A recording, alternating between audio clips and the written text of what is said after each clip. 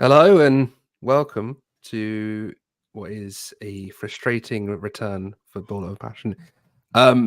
Just to get the nonsense out of the way, um, George has got his PhD defense. I think he's been a bit busy. We've all been a bit busy the past couple of weeks, and we were hoping to do the massive things, the Champions League return, maybe even a vlog or something. It's just not worked out. Schedules have been tough, and things have just not been easy to do. But we're back, and hopefully we'll be back for good this time. Hopefully, but if you do see some gaps in the scheduling, just know it's not. It's You Curran's just fault, and the it's real anyone reason but my because fault. it's Okay, the it's real anyone. reason is Facts. because That's facts, by the way. the real reason is because these guys just can't come on time. I'm sitting here waiting So for basically, when we schedule a stream, I'm the only one there, and I have to delete the stream because no one turns up. That's my fault somehow. It's just life, man. It's just life. It's just live. Yes, Yeah, exactly. it really So, is.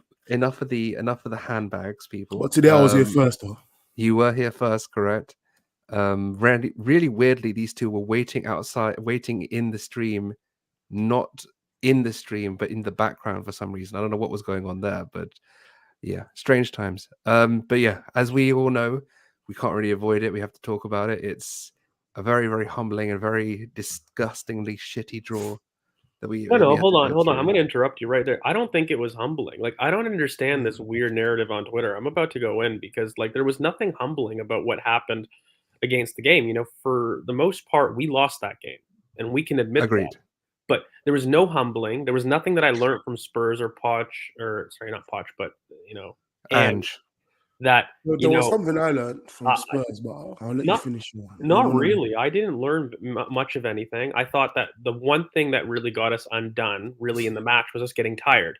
We went to a man-to-man press, something that we hadn't done all season, and they basically gave them nothing for 35 minutes. I think it's because I had a rewatch away from the emotion, couldn't catch the game live, unfortunately, and so I watched it.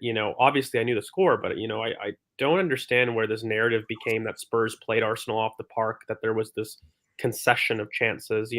The one thing that annoyed me, and I'm sure we'll talk about, is this idea that Arsenal struggle to create through the center of the pitch. And we can talk about how poor Martin Odegaard's game was in this match. We can talk about how poor Vieira was in the middle of the park, but just generally speaking, there needs to be a discussion about kind of the level of creation that Arsenal perform through the middle of the park as a whole. Forget individuals, because I put a post on Twitter. There was a really brilliant work done by Ben Griffiths, who's a really great data analyst, and he kind of looked at essentially the 15 passing networks that led to kind of the longest passing sequences of our entries into the box. So basically, looking at both those that were successful and then those that weren't successful. And the one thing that you could see very, very clearly in that post, which I kind of made my post for the day, was that Arsenal vacate the center. There is a very clear, distinct gap in the middle of the park, and there's no connection. When you start to talk about the connection between our eights, how many times do our two eights pass to each other? The connection is non-existent. And so fundamentally, you're getting people wider more often than not. You're having Martinelli and your Bukayo Sakas ultimately play more touchline than they did last season. You're finding that the players in the middle of the park are funneling play out wide towards cutbacks, and our best chances have very poor shot locations. And even if you go back, I think there was a video that was floating on Twitter that was looking at Martin Odegaard's shots in the entire season. Yep. Have a look at all these actions. We're shooting more, but we're shooting in poorer shot locations. We're shooting in locations that aren't advantageous to score a goal. And where we're shooting is wider, longer from goal. So we're having to travel longer distances to get to goal. And so right now we may have sacrificed essentially a better rest defense, better control in the sense that we have more possession in the final third, but we've done so at the lack of our attacking fluidity. And that for me isn't control, because control has two equations. Okay. You need to be able to sustain pressure through technical security, and you need to control transitions. That is how you sustain attacks, those two things. And even though that our rest defense was beautiful, it was immense, I think, during Spurs. Legitimately, Spurs didn't get a single foot on the ball in the first 35 minutes, and they lost every single one of their duels. And you could see that. However, the one thing that we have sacrificed is that fluid interchange in the middle of the park, and we need to start finding ways that we can get our interiors involved more often, not just talking about how poor of an individual game somebody had here or there. So I think that's more of the problem than anything. And I think one thing that you looked at Spurs with that I think I was really, really frustrated was David Raya's distribution. I'm going to talk about it. Everybody told me, and look, I will hand on heart say that there are pros and cons to each goalkeeping situation. But if Aaron Ramsdale performs the way David Raya performed against Spurs, then I think he would get crucified fundamentally. And it's ridiculous that no one's talking about it because in the 5 minutes that we conceded after going 1-1, I counted the amount of times David Raya lost the ball from long distribution, and it was 4 times inside 5 minutes. Now, that doesn't mean that he's the reason that we lost, but this idea that, David Raya produces a level of composure and calm in his distribution, just not true. And the biggest game that he's had against the biggest opponents, he made an excellent reaction save, which I'll give it to him. But by the way, he should get there because the shot, when we do talk about it, is low, and it's at a very advantageous area for him to get to. But then on the first goal, his clearance is shockingly poor. I mean, everybody talks about how well that he claims. I mean, that claim that he makes for the palm out that Declan Rice has to head out is ridiculously poor. I mean, he's got time to see that cross. He's got time to get up there and claim it, and he doesn't do a good enough job commanding his box in that area. And so that for me is where I think a lot of the frustration lies, because there are some decisions that we made, and I again don't understand why Emile Smith-Rowe, Reece Nelson got so few minutes in terms of the substitutions. We kept people on the pitch that were having a poor game, including Eddie, by the way, including Martin Odegaard, who were poor for 90 minutes, and we didn't change it. And then we're sitting there criticizing people like Jorginho, who we all know is not good enough and is not going to be good enough in a transition game state. So I'm struggling with some of the decision-making that we saw from Mikel on the match. But this idea that, Spurs played Arsenal off the park, or that it was close, or that we suddenly need to respect Spurs is hogwash for me. It's ridiculous. We sat there and we shot ourselves in the foot. And when we sat there and played with a proper motivation, Spurs didn't touch the ball for 35 minutes. So I'm really tired of kind of the swings and narrative that I'm seeing on Twitter, because that wasn't the case. I'm frustrated we lost, clearly. You can see it in my voice. But I mean, objectively, this game didn't show a gap between the teams. And if anything, the gap that was shown was that Arsenal are the character of their own demise, not the other way around. Oh, the other thing is, and I'll ask Chris about this, is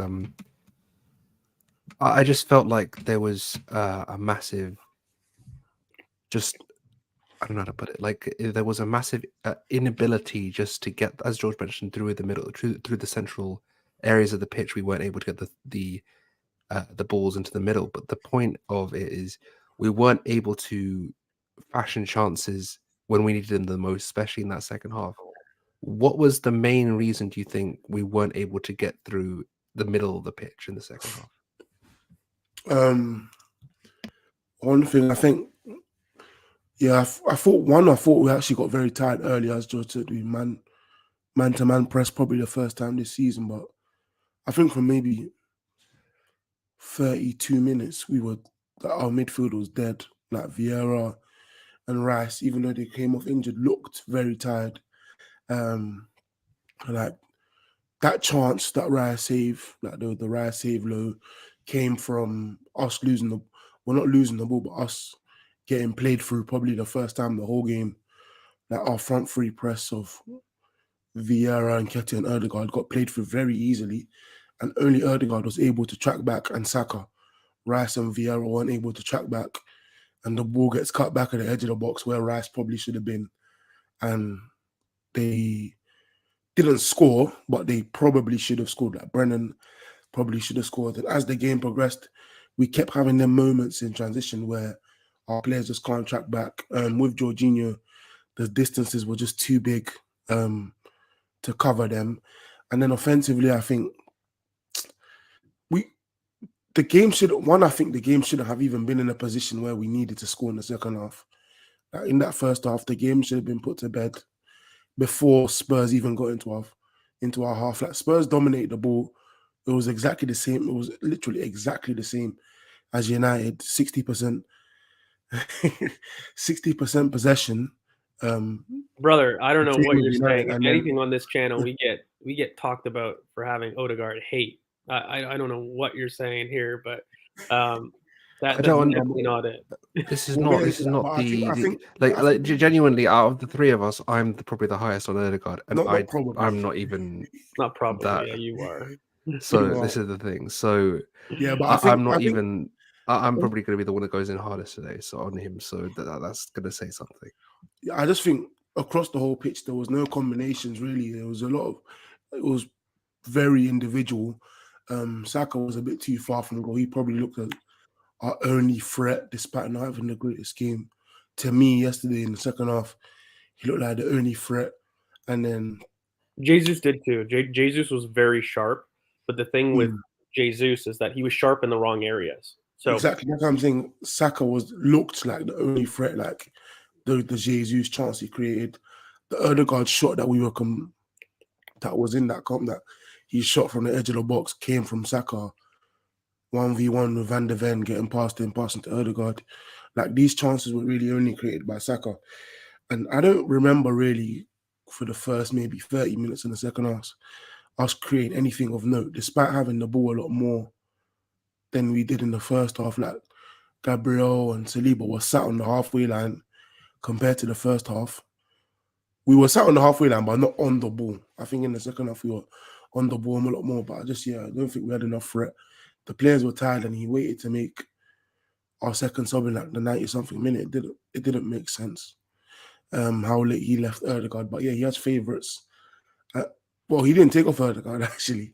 How left he waited to bring on Smith Rowe for Saka, despite Saka going down 17-something minutes into the game and complaining about coming off. But yeah, I'm not sure. We were tired, yeah, but that's not enough. Like, I think well, Eddie had here, a like very the one poor thing that I'm game. frustrated with is like, yeah, of course that we were tired, but I'm frustrated because that was our own choosing. We chose to create a starting 11, and this is why I, for one, was a big fan of resting and rotating for the Champions League in PSV because I knew that we had the North London Derby coming up, and it had nothing to do with fitness. There's an emotional kind of almost there's an emotional like catharsis moment that you need when you're coming into the Champions League for the first time.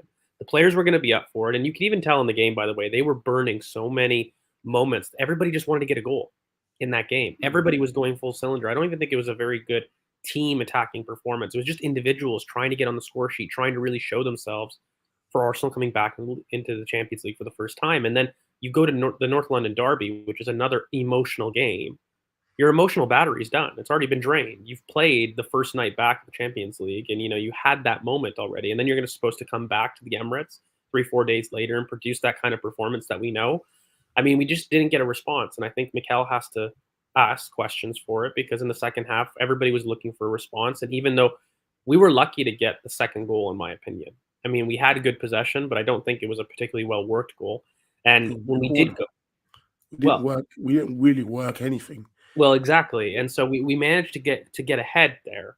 And I think everybody's like worried about the fact that, when Declan Rice came off, we lost control. And I think for me, the biggest issues had been, for the most part, we lacked the energy to compete with them in the middle of the park. And they were transitioning on us far too often. It wasn't even just the fact that you changed Jorginho to Declan Rice. For me, when you've got two interior options like Fabio Vieira, who had been injured and not had a good game, Martin Odegaard not having a good game, and then you substitute them with basically Kai Havertz coming in. Like, I don't know what Kai Havertz is going to do when it's a transition game. If anything, you would use him at the top of the pitch in order to receive a long ball going over a press. But we already had kept Eddie on the pitch. So that wasn't what he was being brought on for. He was brought on as a midfielder. And so the biggest thing was we just didn't compete in the middle of the park. And I think that a big mistake was Reece Nelson. If you weren't going to play Emile Smith-Rowe and he was only considered as a potential 8 option, okay, why is it that our only running power outlet as a winger wasn't being brought on? And we, by the way, invert both of their fullbacks. Where's the space, guys? It's going to be out wide. So if you lack an outlet, try to replicate your next closest outlet with somebody like a Reece Nelson. And so it's fine to have it's fine to have felt that, Gabriel Jesus was at the left wing, but he was going to come inside. He was never going to stay wide. And by the way, I don't want him to stay wide. I would never want Gabriel Jesus to stay wide and create chaos. So the biggest issues for me wasn't just Martin Odegaard. It was also Eddie Nketiah. There was no reason why Eddie should have stayed on the pitch for as long as he did. And if you were going to change things to go long, either you include a Kai Havertz at center forward to do that stuff, or you get Reece Nelson on a lot earlier and you keep Jesus central so that Jesus can continue to have a good game. And I don't know why he was taken off. Actually, I do. It was an injury sub. It fully was a pre-planned injury sub to do. He wasn't going to last more than 70 minutes. But even if that was the case, But Eddie didn't last more than 70 minutes either. Eddie was dead as well. Of course he was. So for me, like with having Eddie and Havertz on, Jesus has to stay wide. Neither of them are going to move out wide for him. So as you said, he was further away from goal, so his threat went even smaller than it was in the first half. And then Eddie and Havertz don't combine at all. And Havertz and whichever left centre mid we have doesn't combine with Odegaard either. So centrally, there was really no progression. In the first half, it was poor, but second half, it was even worse. We couldn't really do anything centrally at all, and it all had to come from wide. But then from wide, they isolated 2v1, so there was really no way to create. Like, there was not going to be a way to create until Ange said, I'm going to take the 1 point. Let me sit back with Højbjerg and see what they can do. Before Højbjerg came on, for me, it was really impossible to create anything. I didn't expect anything at all from that front five, the way Arteta set it up. But yeah, that part was on Arteta. But again, no one really played well. They weren't put in positions to play well, but Odegaard, Nketiah, Vieira, Havertz, none of them played well. So Arteta was poor, but at the same time, they themselves didn't do much to warrant or to push more blame onto Arteta. But we need to also talk about why we weren't getting into positions. Like, I felt like we mentioned earlier about central evacuation, and a lot of the onus has been on the middle of the pitch, but we're not talking about the central evacuation in the final third enough, for me anyway. Well, where you guys are talking, I just made this quickly, but like you could see the amount of space that we left in the middle. Like we had both Jesus try to rotate wide with Vieira, and then you would just have that space. No, but this in the is middle. what I was talking about the entire part of the first pod. Like, we don't have enough zone 14 entries. We don't have enough central access in the middle of the pitch. And when you have a position like this where you're asking where is the interchange in the middle of the park here, the one issue that you've got right now is that we have nobody willing to be brave enough to receive between the lines. We have nobody willing to make a dynamic run outside from out to in. And fundamentally, if you're going to keep doing that, you're going to keep your biggest threats like Bukayo Saka out wide. And, I think Eddie has a limitation on him as a striker. That's beyond the point, right? That's beyond the point of discussing how Jesus facilitates wide overloads more. Everybody keeps telling me that with Jesus back, things will be solved. Well, not really, because he himself will always do that as a striker. That's neither here nor there. The issue is if you start to look at kind of Arsenal's combined chances created, I think we're something like 16th in the league. You look at the combined box, you look at the box entries, which is what I talked about earlier. Box entry, because the thing is, big chances created is very, very subjective. Let's be real about that, though. I'm not talking about those. I'm talking about. I'm talking about the zone entries is a much better point, and I just think that when you talk about because a lot of the onus for me, I don't know about you guys, but on the narrative has been the central entries in the middle of the pitch, around the central circle. We've had to change everything because of Rice, and there's not enough central. We haven't. No. This is the thing. No, but this is the narrative. The narrative is, the narrative is that we've had to, change our build up to wide to build up wide, and then try to Kurt, we're beating around the bush. Let's just call it what it is. Last season, people didn't expect Arsenal to be this good. We have been coached. We have simply been coached. Opposition are now packing the middle of the pitch. They're packing pivots. They're packing narrow attackers in the middle of the park, and they're packing 5 to 6 100% to block people from getting through the middle of the pitch. So what do you have to do? The coach must find a way to play through a midfield block that is packing the center. Because right now, the space is out wide. But guess why? because those wide spaces have low quality chances. So the opposition is going to force you to do that. The problem is we as a team need to do better in order to force our own game onto the opposition a lot better than we have been doing. How do you do that? How do you move people that have a stubborn block with low compact spaces in the middle of the park? Okay, you can either move them through physical dominance, which is something that we don't have in the middle of the park. Between Odegaard, even Emile Smith Rowe, Vieira, Kai Havertz, our eights aren't physically domineering to move them. Okay, so beyond that, it's not just talking about a single pivot, a double pivot. You've got to find ways to make sure that you can find entry into that zone, which is one thing. That's being braver from the back in terms of our build-up and receiving, but then you've got to have the quality to take it on the half turn and drive. What did Pep Guardiola recruit all of this last offseason? Ball-carrying dominant players. Nunez, Kovacic, Doku. They are all physical carriers, okay? And why is that? It's because he's expecting the exact same thing that Arsenal are to be expecting. And right now, we're keeping them one man on the bench right now, who, let's have it right, is our best central carrier with central running power. And it's not right. That has to change, because for as long as we don't do that, we won't be able to access the center. We won't have somebody comfortable receiving in tight spots that is able to not only receive, but then move with it. We've got somebody that can receive. This is the other thing, though. He It's not can't just move. in the middle of the pitch, though. You can say that. It is. The central, no, but it's not just. Of course, it is, but it's not only that. I think it's the biggest reason. It's one of the reasons, but there's also we don't have the ability to have someone running into space into zone 14 as well. I think that's we do. I think we do. I mean, Martin Odegaard crashes the amount of time. How much did we evacuate the middle during this North London? No, but those aren't derby? The same thing, right? Like, no, I know that's my point. That's literally what I'm trying to tell you, that we've got the inability to find passes and get access to the middle of the pitch, but we're also spreading everything wide and creating the U-shaped build-up that we've talked about consistently on the channel for the past I don't know how many years.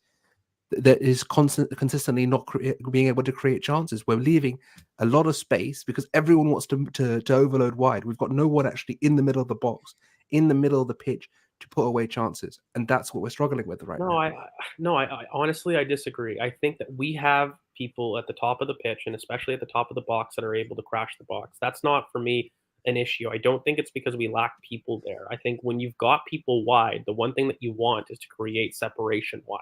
George, how many box entries did we have? How many box entries did we have in this game? Yeah, but Curran, like that's not the point. The point that I'm making right now is because. No, but it's the point I'm making. The point is we're not having people go into the box enough. We haven't got we talk about the ability. Most of our goals are cutbacks. Yes, but the point is during this last period we've not been fluid in the last third at times. We have lacked the ability to have people crash consistently. It's just Odegaard doing his thing, or Trossard, who are both out. Trossard is out right now. I don't think so. I think Bukayo Saka, like on the overlap, the one thing we do well is crash the box. My issue is that we don't access the center enough to play people in from the center. Not crashing the box. If anything, crashing the box is something that we're very strong at. But the problem, Odegaard's very strong at. Let's be real. No, Bukayo Saka's strong at it. Martinelli's strong at it. Bukayo's good at combining and finding his shot and getting into the middle that way. He's not good at the box. He's not a third man runner, is he? What do you mean?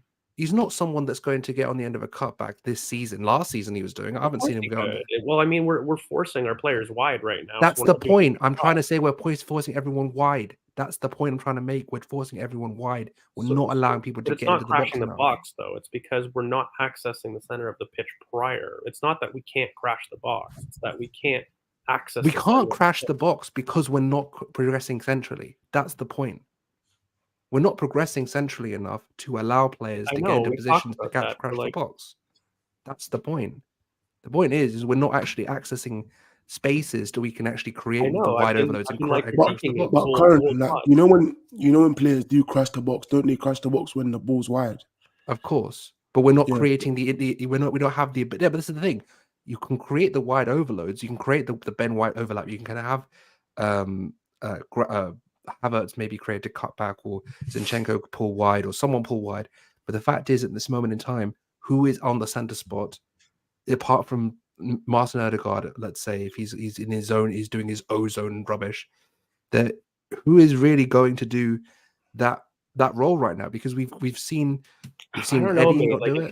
if you look at most stats, we are a team that gets plenty of bodies in the box. The problem is we just don't access the center of the pitch.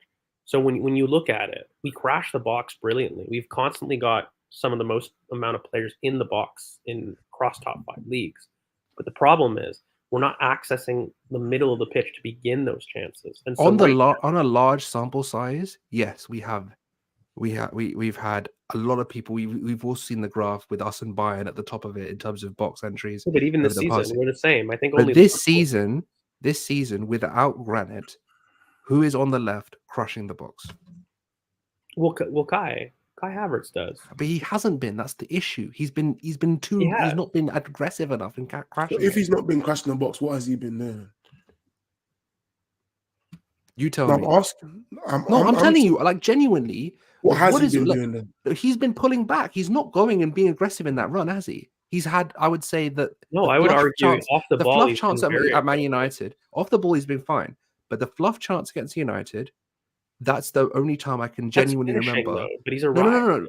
Let me finish my sentence. That's the only time I can genuinely remember off the top of my head, without going back and rewatching everything, where I can say, "Oh, he's in that game." City in the Community Shield. In that area.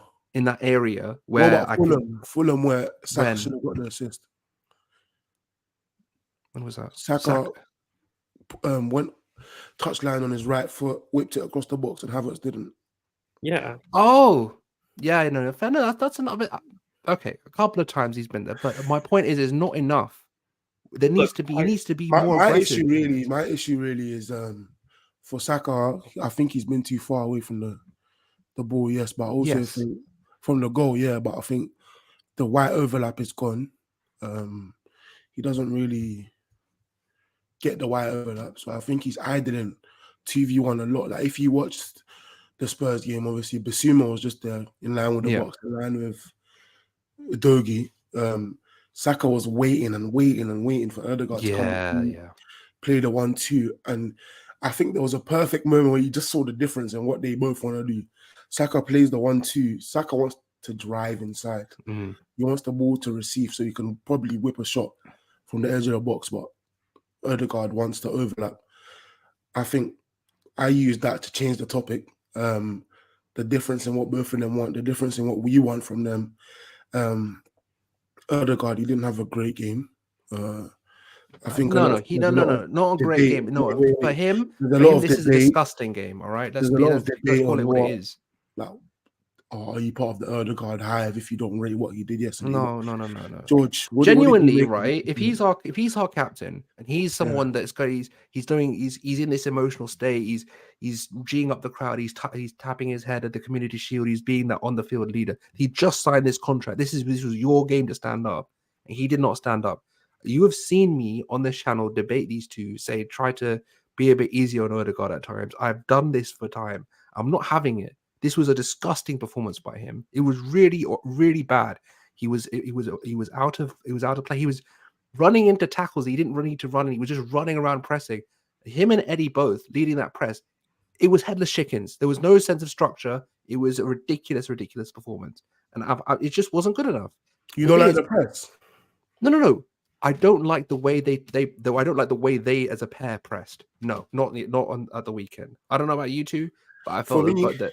My issues were a lot more on the press was actually really good. I thought the press in general, the press as the team. I completely disagree. I think them two, there were people calling them like him and Jesus were one of the better pressers in the team. Jesus, yes. Odegaard, no. He was running into tackles. He was being aggressive to me and not doing anything, like always. No, he was forcing the passing lane wide. He stopped Basuma, the entry pass, plenty of time. I think Martin Odegaard pressed well. That's one thing you can't say about yesterday. But everything else, the 90% else that he was involved with, was very, very poor. So I think the press was fine. But the problem is the press isn't enough. I don't think it was fine. Genuinely, I saw a lot of waving. I saw a lot of meeting the mark and not doing anything. I don't agree, man. I always really don't complain agree. about him not getting no turnovers, but yesterday I counted 3 within the first 23 minutes where he tackled Bissouma, Maddison, and Sarr, just taking the ball from him. I think our press was pretty We set up the trap perfect. well. We set up the Jesus trap well. I will say that we set up I the think ability I to think get the, that the to Madison narrow funnel it it. was really a narrow like 4-3-1-2. Like Jesus and Saka weren't touchline; they were very narrow. But for me, the press was the best we've seen all season. Like, that was Well, it was the only time we've pressed perfect. all season man to man, really. It was for me. It was pretty perfect. No, Like, but the thing is, we were couldn't talking do about anything. earlier about the emotional settings of this game and being on a hangover from the Champions League. No one epitomized that more than Martin. And I've had it with people not allowing us to people that have defended Martin Odegaard at times. You see the people that have defended him are not allowed to say anything about him because it's somehow turning on him. No bullshit. Look, if you like Martin Odegaard, you should want him to be performing at the Martin Odegaard that we saw last season, getting goals, getting into his positions where he can affect the game. Look, if you're It's gonna, that simple. well, no, to be honest, we have to speak honestly about the change in role, about what he's doing. And the one frustration that I've got is he's being asked to be the final action player, and he's not fundamentally a final action player. We've got much better players in the squad that if you want to, the amount of shots that Martin Odegaard is taking right now should be done by Martinelli. The amount of shots that are happening from Martin Odegaard should be done by Fabio Vieira, Emil Smith-Rowe, even Kai Havertz, for goodness sakes, has a better conversion than Martin Odegaard. But the problem is right now, he's got a very different role. He's involved in either build-up or shooting. He isn't involved in terms of the creativity of the team. And I think that is hurting him just as much as the team is hurting from his lack of presence.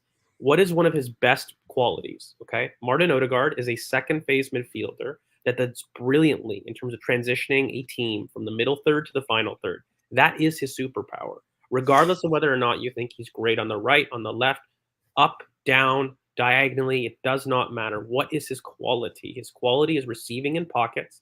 His intelligence in pockets and recognition of space is phenomenal. And right now, we are having him, for the most part, operate high with Bukayo Saka as one of the higher eights. It's not proper. It's not right. It's not something that he does well enough. And when you look at it, he actually finishes shooting across his body much better than he does opening to the right. And so having him there is what is the issue fundamentally.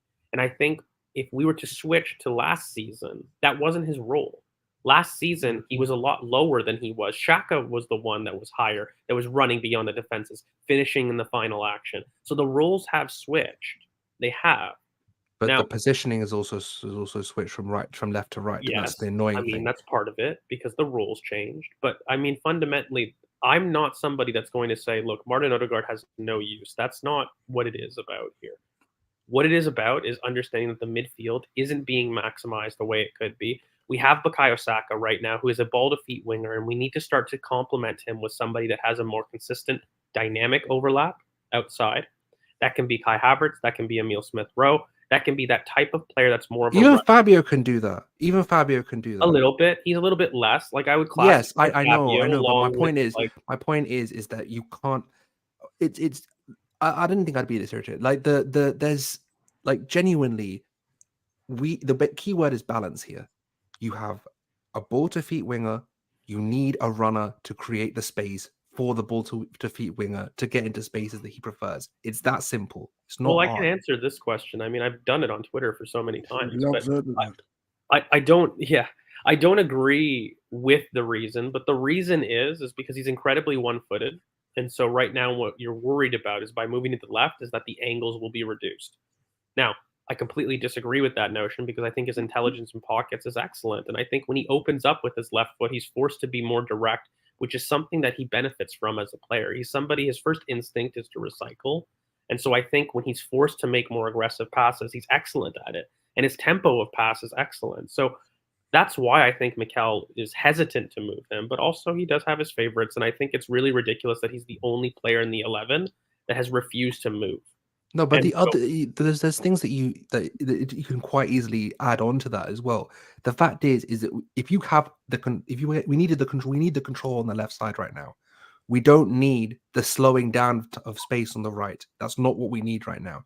We need someone to pick up the tempo to Well, I basically know make the runs. that's part of my winger compliment theory. I've been going on about this for I months. know, but I'm trying to expand on the point you just made by piggybacking off that. It's just that the tempo in the final third is off on both sides. The left is trying to be too quick, and the right is trying to be too slow.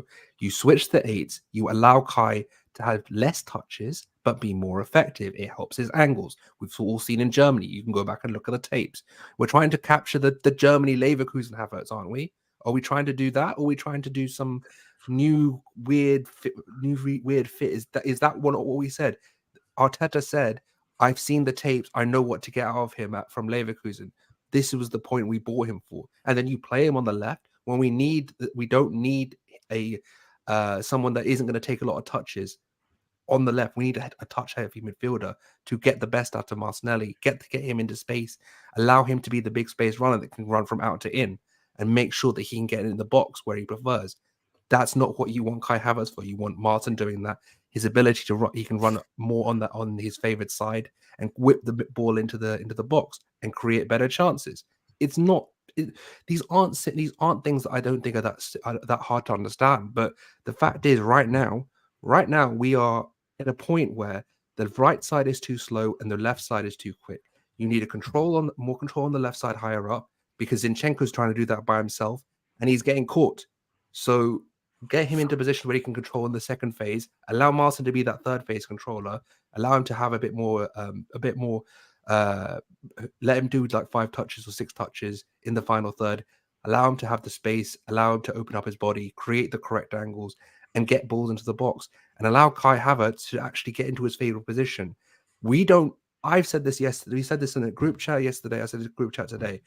I don't like that we have to tailor a system around one player, but right now we bloody well do, because right now it's not working. So if his best position is a high 8 on the right hand side, do it. Our best players there, the dynamics should work. At least try it, because right now it's not working. It's just not. I think with the Odegaard thing, you said they should. Why doesn't Arteta close off the angles? For me, that's weird, because he was heavily involved in closing off the angle for Leroy Sané at City. Like, they literally closed off the pitch to force him to make faster decisions. And even look at the Germany performance. The Germany performance in international break. He was receiving on the right side, around the center circle area. His body opened up. He was doing well. He got an assist for Leroy Sané. Like, genuinely, I don't understand why we can't at least try it. Because I remember saying this on Twitter, and I said this yesterday on a podcast as well. If we try it and it doesn't work, you revert back. It's not about egos here. It's about what's best for the team. So if it's best for the team is it reverts back, revert it back. But at least try it, because right now it's not working. What isn't working is the fact that we don't access the center of the pitch. And continuing to do the same thing and expecting a different result. And do you not think having a touch dominant 10 on the left-hand side who likes to drift centrally will get you more central access? One thing that I really dislike is that it becomes a player war about decisions and personal player stuff. And this is what really frustrates me the most about any of these discussions, because you look at the team and fundamentally right now. But I'm not dropping Odegaard. It's the system. No, he's not saying you. He's just saying in general, the thing Arteta's doing is making everyone play every. It's just annoying to see. It's annoying to watch. Yeah. I don't enjoy watching this right now. It annoys me, because I know you would see that it's so painfully obvious what the problem is, that we've got touch heavy right hand dominant, and we've got I think for the left hand side the past week on Twitter, I've really been going, we need to play Smith Rowe. Like, but when you say that, the immediate comeback is, what about Martin? Like, where's Martin going to play? Like, no, the other thing is I've done it with that. Like, we're saying it with their players, though. We're saying it with their players. We're saying it with, like, genuinely, if it was up to me, Emil would play. Emil would start. It's not a problem. But we're doing it with their players. We're doing it with Havertz. We're doing it with Odegaard. No one's getting dropped. None of your favorites are getting dropped. So I'm giving you a solution with players that you like. So what is the problem here? Why are we getting? I'm saying, when I say Emil should start, I never say Odegaard shouldn't. I think a lot of people would want probably them two to play together, pair your best players with put your best players in positions to do the things that they want to do. Like first, Who said that? That's crazy talk. You can't be saying first Everton though. Versus Everton before Martinelli's injury, Mm. like we saw Zinchenko and Vieira playing these reverse, like turning to the left and playing these balls over the top. And Martinelli was purely just running in behind, and he was creating chances. That's how his offside goal came. But that's probably the only 20-minute period where we've seen them do that. And Vieira is the most similar player to Odegaard in our team. Zinchenko was playing in a role that we probably want Odegaard to play in. When if you move him over to the left, and they were doing things we don't see the team do regularly, and it was our first comfortable period at Everton's ground in however many years. It was a lovely watch live. And I'll tell you obviously that right now. on Spurs, Saka was idling, like he was just slow. If you watch him dribble, he just slowly plays with the instep of his foot, like Grealish, really waiting for the overlap to come. And in the 25th because he's more of a midfielder at heart. Like, but also the one time we saw the overlap was the one time we scored. Well, it was an own goal. Well, and there was the other time too, because remember there was that back post shot, I think in the 13th minute by Jesus. Like he cuts inside, Ben does an overlap, and I mean Jesus skews it a bit. It's a tough chance, to be fair. Like I don't blame Jesus there, but still, like it works, you know. And I think fundamentally you need to ask yourself, what is Bukayo Saka's main instinct? I talk about this a lot here. Player instinct is something that you really need to drive into, because I think we've gotten used to having such good players that they solve other things, and people use the versatility argument as something to say that they can do something and therefore they should keep doing it. Well, no, you have to look at the instinct of a player. For example, Martinelli, is he somebody that can receive on the inside? Sure. Is it something that you really want him to do? Well, you want him attacking the box, you know, and you want him to be in and around those areas of the pitch. You don't want him out wide, even if he's able to receive out there. You know, you want your dangerous players as close to goal as frequently as possible. That's the job of any coach. Get your attackers close to goal, get your defense to kind of be organized in short, compact distances, and restrict the opposition to kind of far chances or putting the ball away from your Let's just center. go back to the diamond, man. Seriously, just go back to the diamond. No, it's not. That's definitely not it. Because when everything goes to shit, like just to move on to your point, when all else fails, the players will naturally do exactly what they want to do. Yes. And you see when all else fails, Odegaard turns up, like he does a full circle and just passes it back. Saka, when all else fails, just starts idling slowly. Like he will idle for maybe 20 seconds, waiting for any and every opportunity for him to move the ball inside. Like he doesn't want to go on the outside. He does not want to shift the ball onto his right foot and whip it, despite him being able to do it with great accuracy. He does not want to close off his body and whip it with his right foot. That's something he just doesn't want to do. So when you watch these players and you see in their natural state, what does this player really want to do? Saka doesn't want to do that, and he's being forced to do something, and it's been hurting us, especially when you take away the. I mean, we've seen his entire career. Remember his academy days with Willock? Like him, Willock, and Tyrese used to have that dynamic where Willock would make the overlap, Saka would come inside, and Tyrese would be in the middle. It's what he's grown up with. He's always been the one who would come inside. He's never been I'm going to go on the outside and go on my right. He's always been the one to come inside. Even when he was on the left wing, he would try to come inside. Even though he would, like Willock would be the underlap and he would go around, or he would come inside. He was never be the someone who would be right foot dominant. He's good with his right foot, but he's not great on it, and he doesn't want to take those shots. So what I wanted to ask you guys, so I think the second half was a very different game, but last one in the first half, the Jesus chance, it came from really great pressing, really. Give me a centre forward, man. I'm done. Porro drifts centrally. I mean, for me, it was one of the dumbest decisions, but Porro drifts, he closed off all the angles. Maddison drops deep to tell Porro to go away, and Maddison receives the ball, is asleep. Jesus nicks the ball, 3 steps, puts the ball over the bar. I know people don't like XG, but 0.45 XG chance. One of the best chances you'll get without a pen. What do you make of the chance? Should he score there? Like, should he go down for the pen because Maddison? Just get me a 9, man. It's that simple. Just get me a 9. He shouldn't So be going simple. down. He should be finishing the chance bottom corner. I mean, he's too emotional as a person, as a human. Like, I think there was a interview that he did last week where he talks about it, and I mean, there's definitely burners on Twitter because he talks about how he generates football, and he's like, "What is your superpower?" And he's like, "I just create chaos." And I love how self-aware that is, but I mean, it's kind of the fact of why he would miss that chance. It would be a matter of, he's somebody that will snatch at opportunities. And that's So something that you weird. need. You need that in a team, but you don't need that as your number 9. You don't need that as your main goal scorer. And so I think that the frustrating part is if you kind of rewind back and you look at the goalkeeper, what's his name? Vicario, I think. Yeah, Vicario. He's already cheating to the right. Like he's got his foot planted, like the gaping hole on the right side of the goal is wide open. And, all he has to do is look up.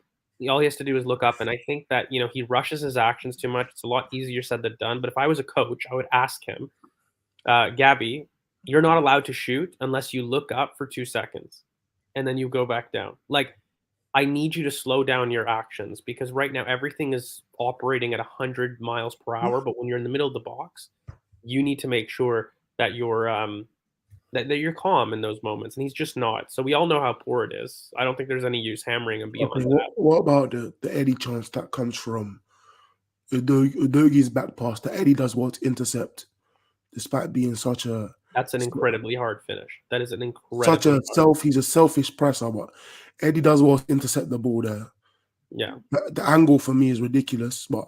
What do you make? Like, should he have scored? Is it a big chance? I'm just upset that he didn't go upstairs. Yeah, why did he not with the he shot? tried that chip against Crystal Palace. Where's that gone? Just do something different. Why are you hitting it straight at him? Either rifle into the top of the net or take a touch, try and find Vieira if you can.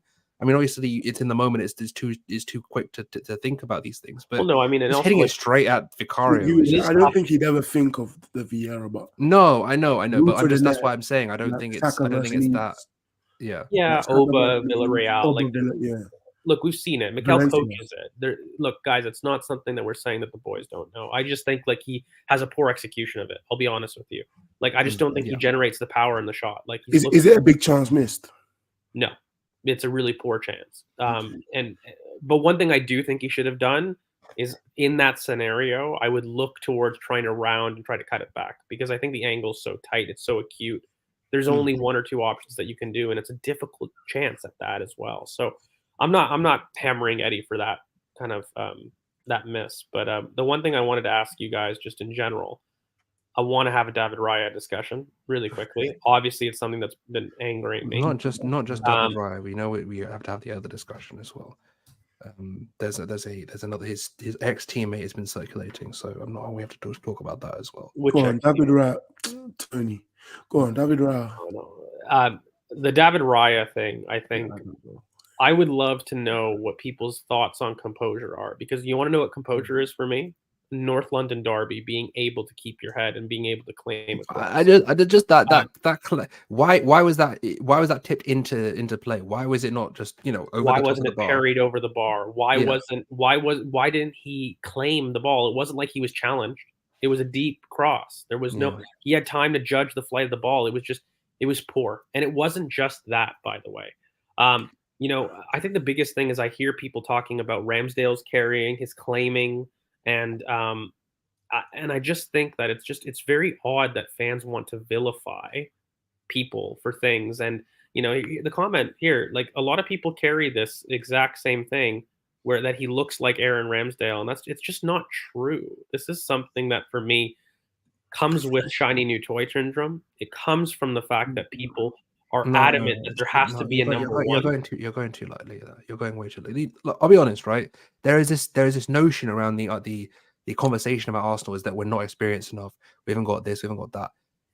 We bought a more experienced keeper. He did that. We bought an older DM to come in as a backup. He loses the ball after having miles of space around him to let the guy in for the equalizer. It's not about experience. It's about stepping up at the right times. It's about being the correct profile on the pitch. It's about making sure that your actions talk louder than your age, or your actions talk louder than your words. So Like No, it's not even about I a no really number one. deny. I It's not really even about deny. being a new number one. No one's No, honestly.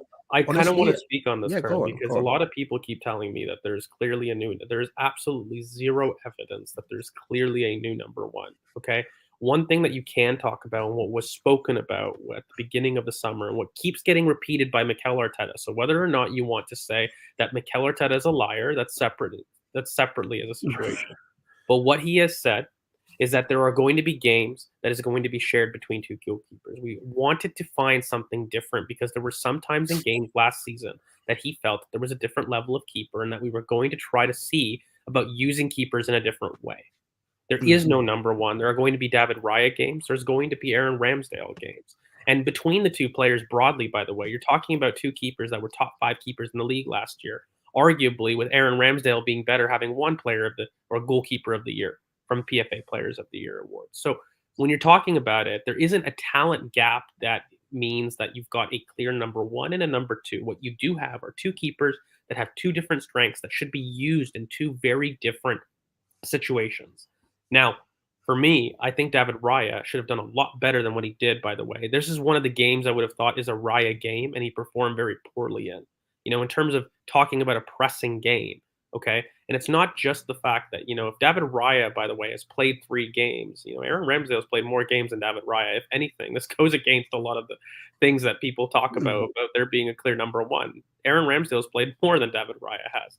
So, sorry. Go on. I was gonna say, I think a lot of the Ramsdale Raya thing is really confirmation bias. I think we played the two worst attacks we've played this season, PSV and Everton. Well, not attacks, but just the two worst teams we've played this season, PSV and Everton. And then people use that to just confirm the fact that Raya is better. He can make high claims worse with no pressure against Everton. He can play long balls into Jesus all day with no pressure against PSV. The one time he faced a different level of pressure, like the expectation on this game is it's a completely different thing to And he those other didn't rise games. up to it. And he Yeah, did. he goes 7 of he goes 7 of 16 on his long balls.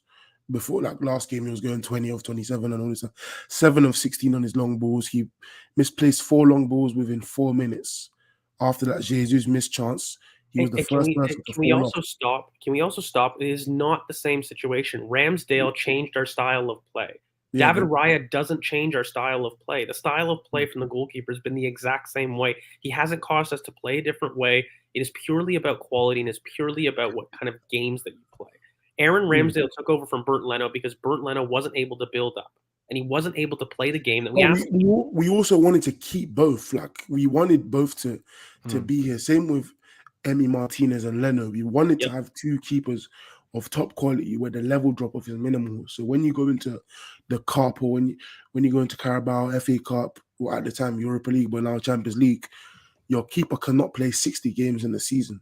So if you're going to do 40-20 or 30-30, and you go far in every competition, you want the level drop off to be minimal. He's done that.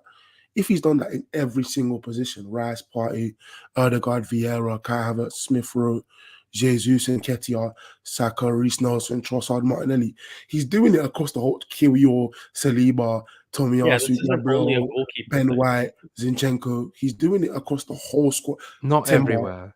Timber. Where's our right back up? Timber, Tomiyasu. I mean, okay, fine. Timber's injured, I suppose. Yeah, fine. But like the thing is, so throughout the whole squad, he's enforced every single position. We'll have someone where the level drop off is minimal, and we're going to have internationals for their team throughout the whole squad. Why is it different for goalkeeper? Like, why should we have a drop off where you want to be a top team in every single competition? I was at Brighton in the Carabao, right? I was at Brighton when Carl Hines started. I was at the PSV game when Matt Turner started. You could see the difference. You could see the difference in confidence in the keeper. You could see the difference in the style of play. We don't have that with Ramsdale and Ray. And for all the he's going to force his move out on a podcast. He's gonna be the guy that's going to cause a disruption. the guy's dad has literally come out and said, "Look, he's ready to fight for his place." Not just He's the guy's clapping. dad, but He's clapping on the bloody bench, and people are saying it's He's political. done everything. yeah, but he himself last season was saying players don't come to clubs to sit on the bench. Expect players to come. Trossard came to play. He wants to start. He's coming to start. Yeah, He's going to prove himself to everyone. start. But you, as Martinelli in your position, is not going to let Trossard start. So it's just the expectation is both levels rise. But So it's why also would not he- just he's always done this, mate. Like even when he was at Bournemouth, Tavernier, like when he was a backup goalkeeper, he's somebody that has always gone and competed Yeah. for his spot. So I don't understand this idea. It's really old, antiquated theory that the goalkeeper has to be your number one. That's really what it is, and everybody's being challenged by this idea. I think fans need to understand it. It doesn't have to be a player war between the two, and I think that fundamentally, whoever is the form goalkeeper will play. Whoever is the form goalkeeper for that team will play. That's it. That doesn't mean that the other player's shit. He's not going to play. He's not banished to the island of misfit toys. He's going to play. And we're not the first team to do it. no, When there was a period where Ortega was playing instead of Edison. Yep. Even going back to Bravo and Edison. Adrian was playing instead of Allison. Yeah. Right now we're seeing Verbruggen and Steele. We don't know if Verbruggen has taken his spot, but people are saying Steele was so good last season. Robert Sanchez left to Chelsea and still took his spot. Like we're seeing consistently good keepers are being switched weekly or on a season basis, but we're complaining when Turner plays. Like when Turner plays, we're complaining about the drop off. And the thing is, right? You say it doesn't say this is right. Say this doesn't last for more than one season. Fine, we get someone else in. Genuinely, I don't understand. Not that though. He's alone. We've paid 3 million. We've paid 3 million. So if it fails, we've lost 3 million pound. It doesn't do anything. No, but the point is, and this is what I said on Twitter yesterday. We need to stop acting like we are neutral analysts that have no but everyone has their preferences. Everyone has things they like and they dislike. Like, I don't understand where this whole, I am the voice of reason and I am this person that will do everything. I know exactly what's going to happen and I have the high standards and I know exactly what Mikel's thinking. I know everything. I know this, I know that. Mate, you're just a guy on Twitter. You're just a guy on Twitter. I'm just a guy on Twitter.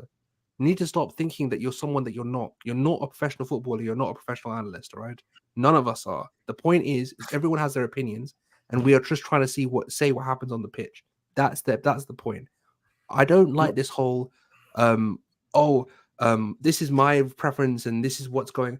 We've literally just told you, if you go back through this entire show, we have told you exactly what has happened on the pitch and what we think about it. We're not sitting here going, this is the only thing that can work. We've even gone by some other people's standards and said what we would do with players that we don't even want on the pitch. I don't want Havertz on the pitch right now. Yet we've consistently given solutions with Havertz on the pitch. So the one thing that I will end on as an entire point that I'm making is I find it utterly ridiculous that fans are still very black and white about formations, player wars, personnel, when the story of this season from Mikel has been versatility. Having different teams, having different players for different positions that were not predictable, having ways of playing that when the plan A isn't working or that we can't play plan A, we have a plan B.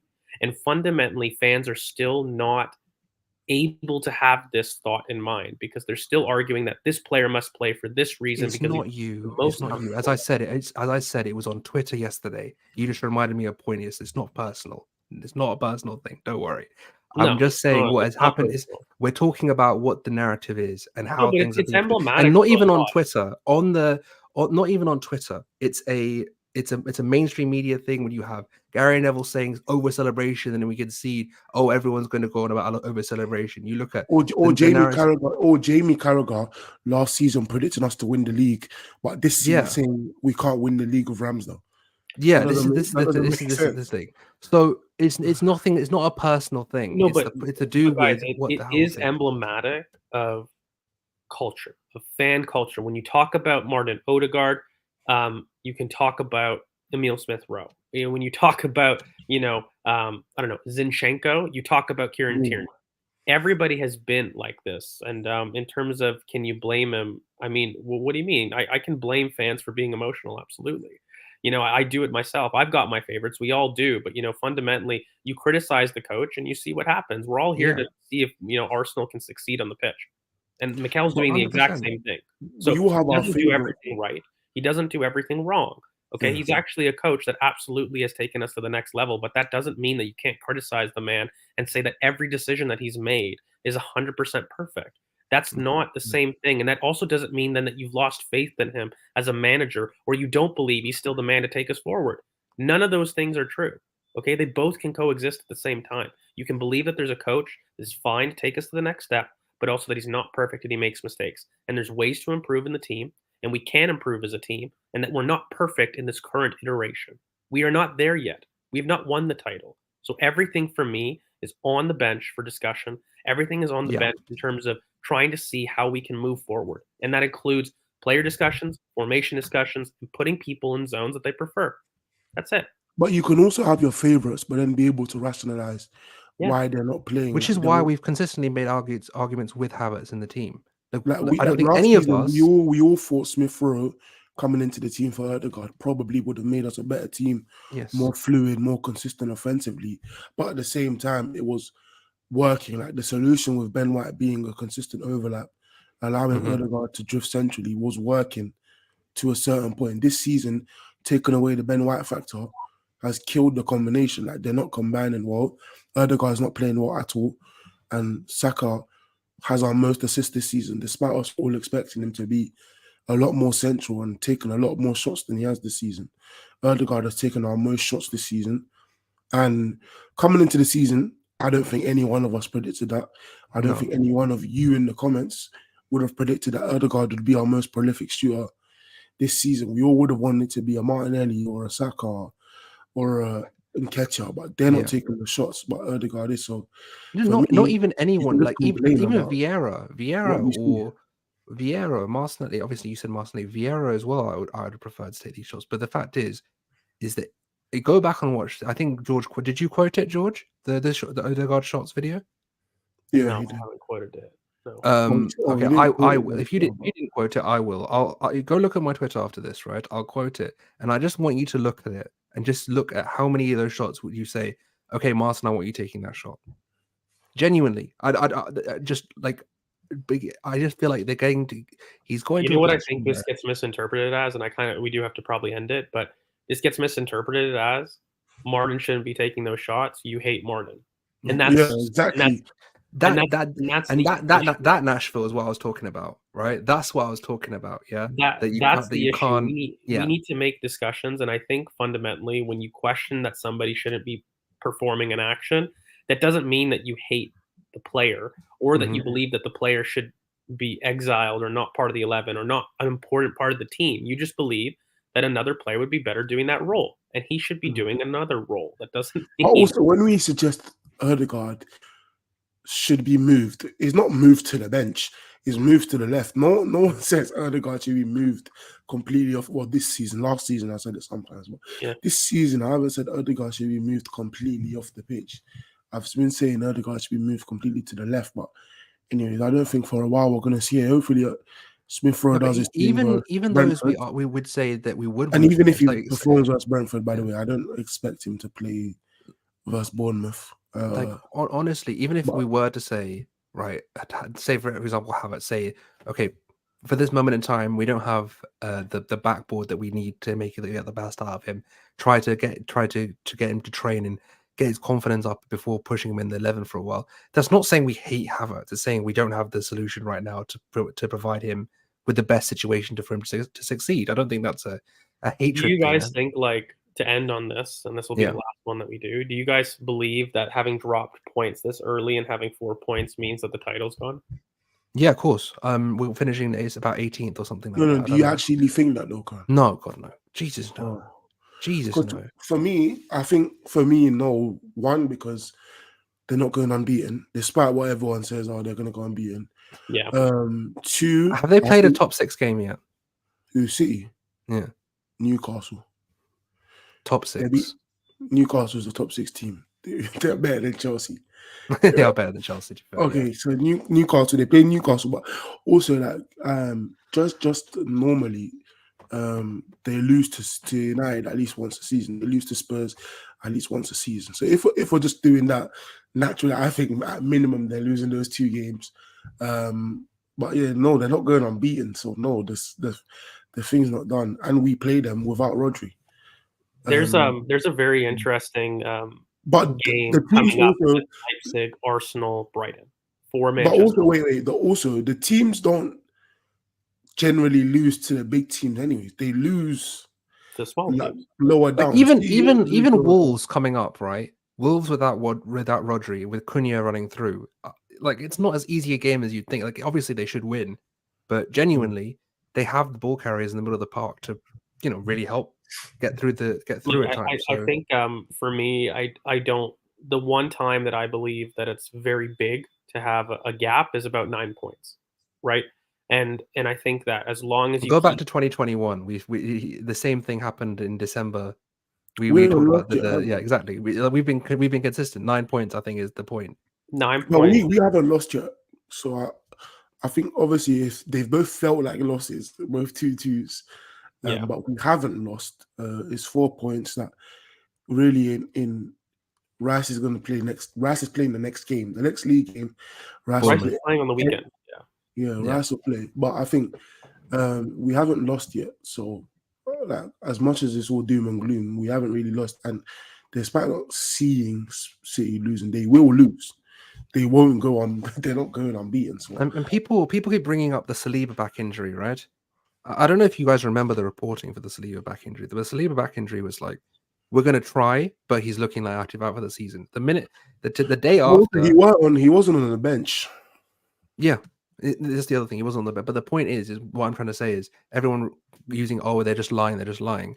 It's the fact is that we came out the next day, we ran tests, and we said, okay, it's not serious. He'll probably be at the weekend. The Saliba one was like, we're going to try and get him back for City, and that was after an international break in like I think 4 games, and then but it ended up being the whole season because of him not making City.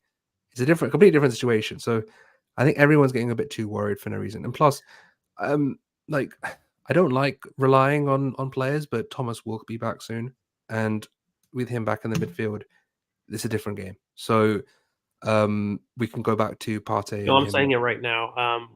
I expect a Rice, Partey, Odegaard midfield lineup.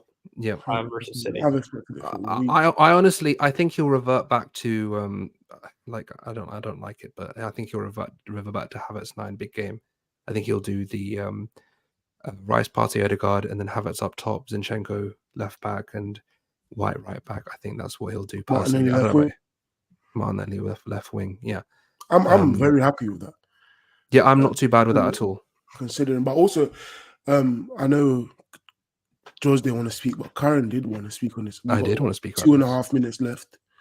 2.5 minutes left. What do you think? You go first. I'll back me. Yeah, I'll go first because I've been arguing with people for 24 hours on this. No, I don't think we get him. 2, I think a lot of the stories are more him literally coming out publicly twice in the last 2 years saying he wants to play for Arsenal on 2 different podcasts, the only 2 podcasts he's done in the last 2 years. So one, his numbers lower a lot. He won't take pens, despite people saying he's a great penalty. He is a great penalty shooter. But I'm saying his numbers are inflated because he takes pens. Let's assume he won't take pens because Saka won't give it to him. That's guaranteed 7 less goals. But also, we wait for better talent. Simply, just wait for better talent. The issue isn't big enough for me. Better? He's Nigerian and he scored 24. Just once, just say what you actually want to say instead of asking. Just say it. You mean? Okay. No, George, just say it. Yeah, but I think, brother, I've been arguing on the like a lot. Like you guys can take this one. 24 league non-pen goals guaranteed last season. Top 3 striker in the world at the moment. Rather than bringing in a good very good striker. Tony will thrive. The problem is, I'm trying to say it in a way where I'm not saying he's worse. Like he's better than what we have, and he will add things to our attack. But also the level difference is not big enough for me to justify spending 60-70 mil in January. You know what's funny though? People keep talking about a doubling of price and whether or not it's worth it. But then don't realize that, for example, Osimhen, because I'll say the name, I won't say the Nigerian, he also has double the potential. He has double the amount of value right now. That's And why double the league non-pen goals. Yeah. The reason he's double the money is because he brings double the goals. He brings double the versatility. He brings double the quality, and he's 3 years younger. So, and by the way, Osimhen as well has had a very big history with Arsenal since back with Arsene Wenger when we were looking at both him and Samuel Chukwueze.